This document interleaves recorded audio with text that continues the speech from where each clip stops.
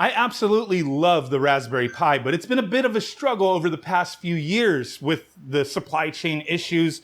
People who were getting their hands on these to resell them were upcharging them 3-4 times the value. It was crazy. So it didn't really make it viable to continue doing Raspberry Pi content too much.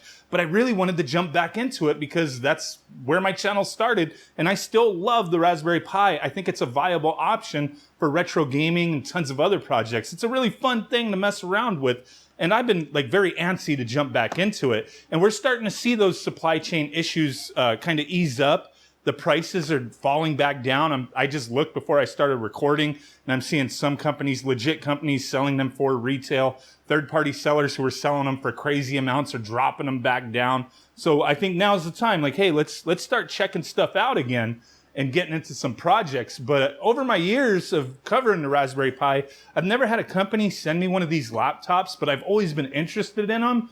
I thought, man, like a little portable RetroPie setup, like just out of the box would be kind of neat. But this company, they sent me the Crowpi L. It's Elecro, and we're going to check this out. I think there's a very minimal amount of assembly required, as they did send me a Raspberry Pi to add to it, but it's not going to be like overly complicated. So this company, they sell these things as kits with a Pi, different versions of the Pi4, or just bare bones without a Pi. You supply your own. But let's go ahead and get a better look at this. So what my plan is to get this thing put together and check out whatever they included as far as the operating system. I'm not really sure. And then just throw on RetroPie real quick, add some games, just go through that process and kind of show you how easy all that is and see if this is a nice solution for a portable Raspberry Pi, RetroPie setup. But that's looking kind of nice. How does the keyboard feel? You know, not the best, but not the worst. Seems all right. Is that a touchpad right there? Because it came with a mouse, too. Interesting. All right. Let's set this aside for a moment. What else is in the box? We get a manual. We're probably going to have to follow that. Maybe. Like, okay, mounting the Pi and booting and... Okay. Shouldn't be too complicated. Power supply, but I'm pretty sure this has a built-in battery as well. So, okay. 12 volt, 2 amp power supply.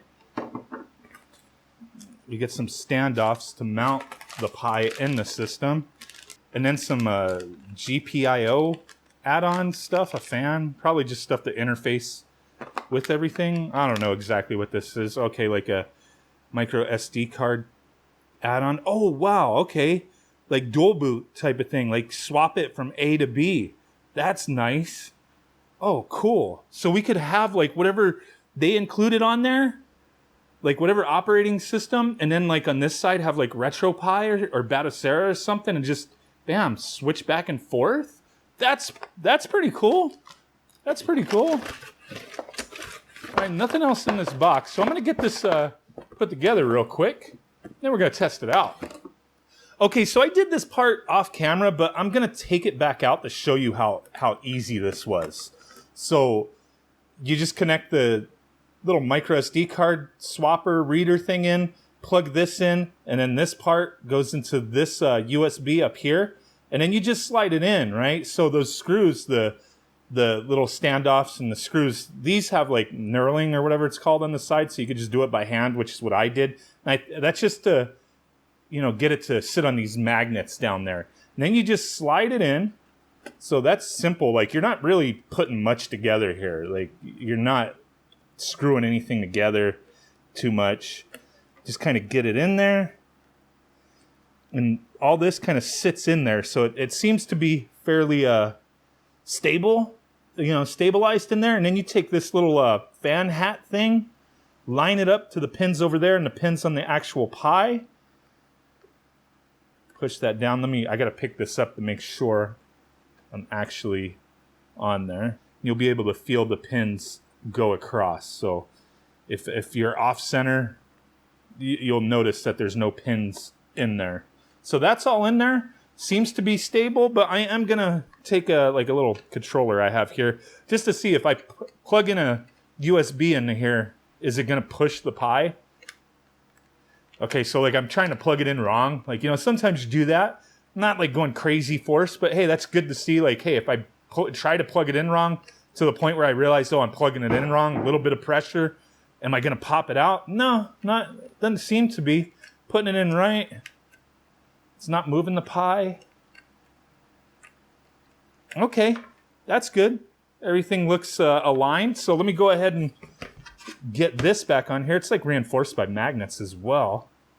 So that's cool.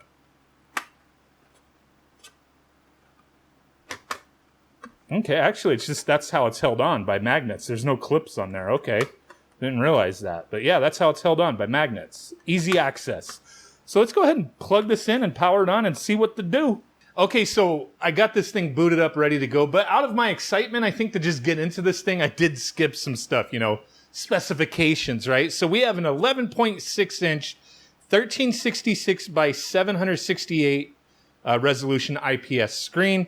We have a, what is this, a 2-megapixel camera built in, and then a microphone right next to it. So that's cool. And then on the side, we do have our charging port, HDMI, headphone jack, GPIO slot there if you want to add on some stuff. And up here, this is a little touchpad. It's kind of cool. And like the left and right mouse clicks, you actually push them in. But nice little touchpad. But let me go ahead and peel this off. So the micro SD card that they have built in here, or that it came with anyway, has some kind of educational stuff. Honestly, I think that's really cool. I'm not into all that, but you know, for a kid, hey, even not a kid, I mean, this kind of neat stuff. You got Python lessons, Let's Code lessons. You can go ahead and click on stuff. It opens up lessons, different things you could do, game design, hardware control. So really neat stuff, actually.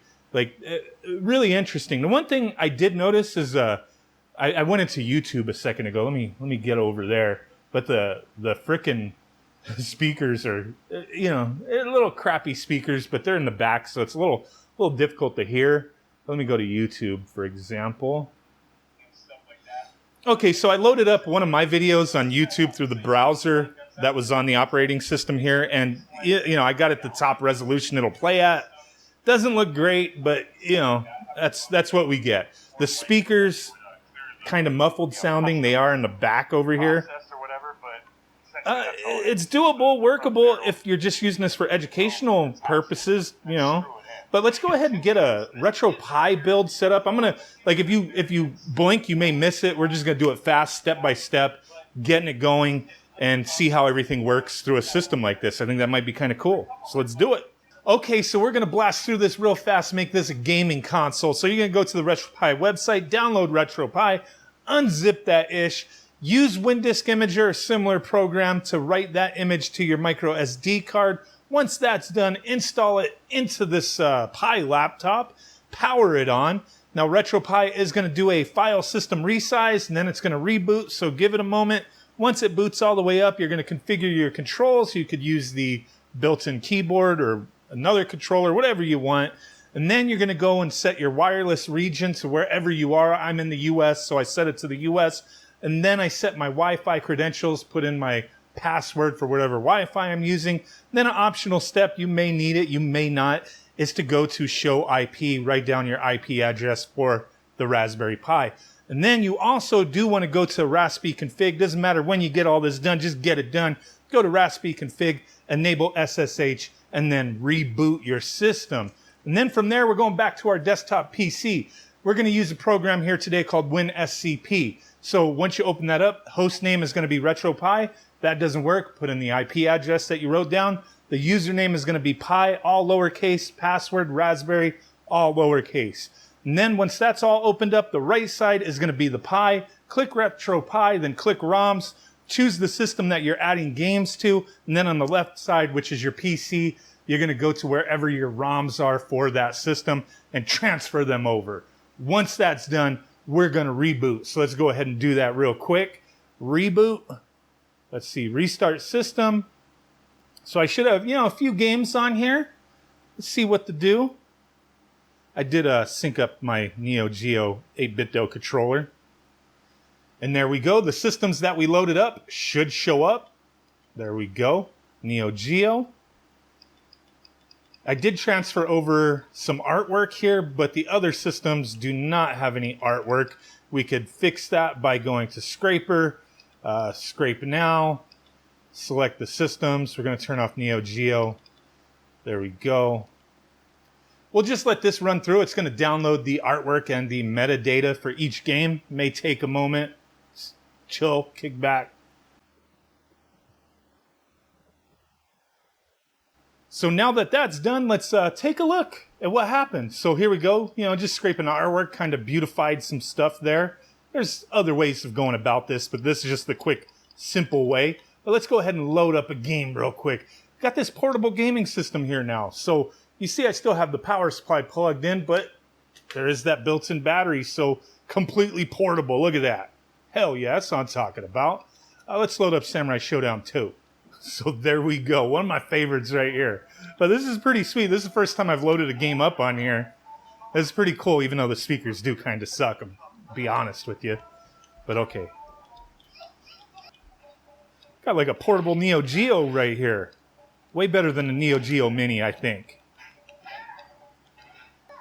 Samurai Showdown 2, I always think like if you're taking the game seriously, which I'm not right now, but like if you fight Cham Cham first, that's cool because man, as the game gets more and more difficult, oh my god, when you got to fight her later on, she is tough. She's so hard to hit. All right, start and select the exit. Let's go to a Super Nintendo game. So here we go, a little Zombies Ate My Neighbors for the Super Nintendo. Freaking love this game. So yeah, I think this definitely is a viable option for a portable gaming system. This is freaking sweet, man. So yeah, this laptop that you use a Pi4 with, oh crap, is meant for education, but you know what? We have that Retro Pi build in here and the SD card that it came with. You just gotta flip that switch, go back and forth if you choose. So that's really awesome. I'm digging this. This is pretty sweet, man. So if you're interested in something like this, I will put a link in the description. I think the screen looks good. The speakers kind of suck, yeah, but not bad. There you go. Let me know what you guys think. Thanks for watching. Bye.